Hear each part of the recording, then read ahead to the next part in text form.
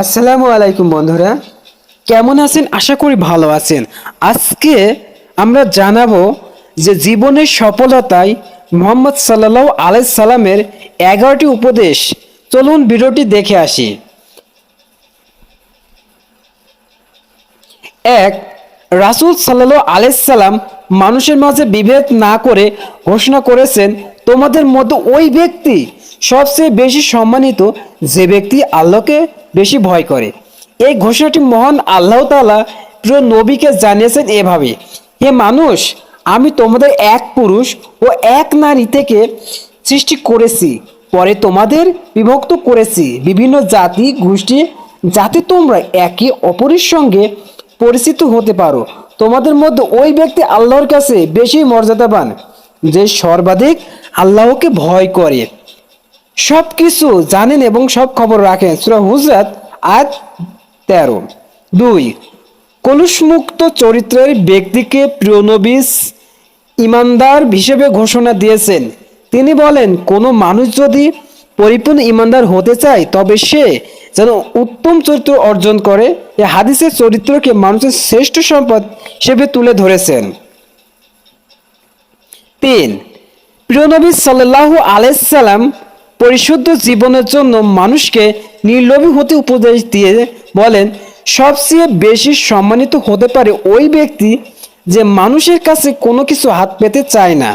4, পরিশুদ্ধ গুণামুক্ত জীবনের জন্য বিশ্ব নবী সবসময় আল্লাহ তাআলা জিকিরে উপদেশ দিয়েছেন। তিনি বলেন, আল্লাহর কাছে সর্বাধিক সম্মানিত ওই ব্যক্তি যে বেশি বেশি আল্লাহর জিকির করে। আল্লাহ তাআলা নিজেও মানুষকে বেশি বেশি জিকির করার নির্দেশ দিয়েছেন।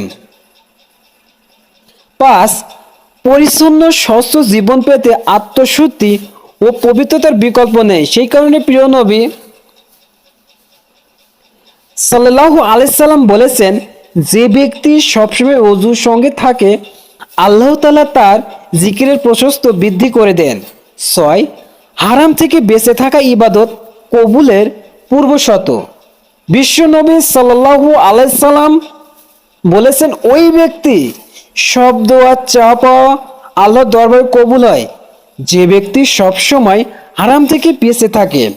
7, মুমিন মুসলমানের মুক্তি ও কল্যাণে প্রিয় নবী মানুষের মুক্তির জীবনের উপদেশও তুলে ধরেছেন।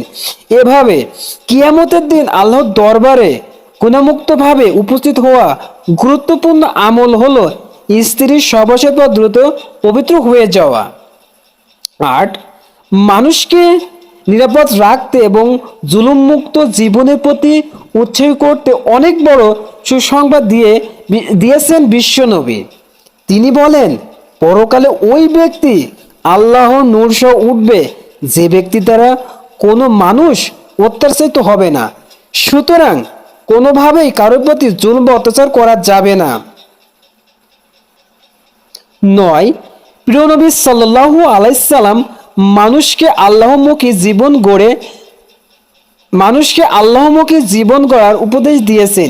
এভাবে ওই ব্যক্তি আল্লাহ সবচেয়ে প্রিয় বান্দা হবে যে আল্লাহর ফরজ বিধান পালনে গুরুত্বের সঙ্গে যত্নবান হয়। 10, সবরের প্রতি উৎসাহিত করতে প্রিয় নবী ঘোষণা করেন, দুনিয়ার বিপদ আপদে যে ব্যক্তি সবর ও ধৈর্য ধারণ করবে ওই ব্যক্তি দ্বারা জাহান্নামের আগুন নিভানো সম্ভব হবে। 11, বিশ্বনবী সাল্লাল্লাহু আলাইহি সাল্লাম মানুষকে 3টি উপায়ে নিজেদেরকে নিয়ন্ত্রণে উন্নত জীবনের পথে পরিচালিত করার কথা বলেছেন। 1, গরিব অসহায় অতি গোপন সদকা তথা দান সজদা করা। 2, আত্মীয় স্বজনের সঙ্গে সম্পূর্ণ সুসম্পর্ক বজায় রাখবে। 3, কখনো কোনোভাবেই কারোর উপর রাগ বা অভিমান করা যাবে না, সর্বোচ্চ রাগ বর্জন করা।